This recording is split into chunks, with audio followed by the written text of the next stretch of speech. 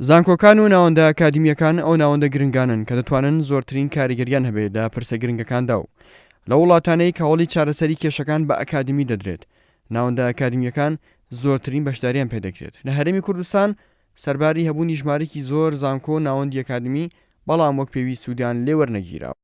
هەموو شوێنێکی دنیاە زانکۆکان بریتین لەو شوێنانی کە تایە گوێیان لێ ئەگیرێت، ئەو شوێنانن کە تایە میوانداری کەسە گرنگەکان و کەسە پەیوەندیدارەکان دەکەن تاوەکو لێوێەوە بڕیار و خیتابات و داتای زانستیانێ برێ بە کۆمەڵگا. ئەوەی کەوا جێ نیگەرانی حکوومەتی هەرێمی کوردستان و هەروە لایەنە سیاسیەکانیش بەداخەوە گرنگی بەو ناوەندە یان ئەکادمیانە یان گرنگی بە تەوسیە و ریکۆمەندێشن و با بڵێن پێشنیارەکانی ئەم ناوەندە ئەکادمیانە نادەن، چونکە ئەگەر بێت گرنگیان پێ بدەن پێویستە پابەندی یاسا بن، پێویستە پابەندی ڕێنمایەکان بن، پێویستە جێبەجێ بکەن. بۆ منمونە لە پرسی موچە ئەمە 2 ساڵیش دەبی ناوەندە ئەکادمیەکان خاستن ئەوانەی ژمێریانی و کارجێری چەندەها پێشنیاریان پێشکەش حکوومەت کردو. ئەو توێژینەوە لێکۆڵینەوەی کە لە زانکۆ ناوەندە ئەکادمیەکان دەکرێت لەسەر بابەتە جیاجەکان دەتوانرێت ببنە نەخشە ڕێگایەکی گرنگ بۆ چارەسەرکردنی کێشەوە ئەو قەیرانانەی کە بەروکی وڵات دەگرێت. بۆ یەک مامۆستایانی زانکۆ دەڵێن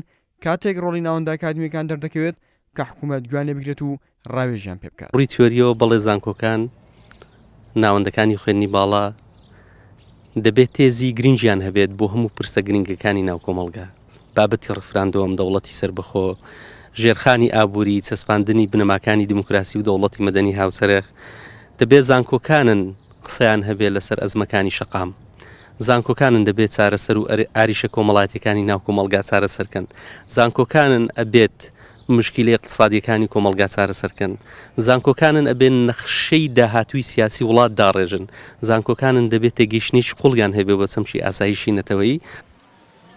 یەکێک لەو کێشانەی کە زانکۆکانی هەرێمی کوردستان پێوە دەناڵێنن بەشداری نەکردن و ڕاوێژ نەکردنە پێیان لە کاتی قەیرانەکاندا، بەڵام حکوومەت بۆ چارەسەرکردنیان پەنا دەباتە بەر توانە دەرەکیەکان و ڕاوێژکاری دەرەکی بە تێچوویەکی زۆر لە کاتێکدا کە زانکۆکان خاڵێنین لەو کەسانەی کە خاوەنی پرۆژە و ڕێگە چارەم بۆ ڕوبەربوونەوەی قەیرانەکان. ئارام عەبدوڵڵا، کورسات نیوز.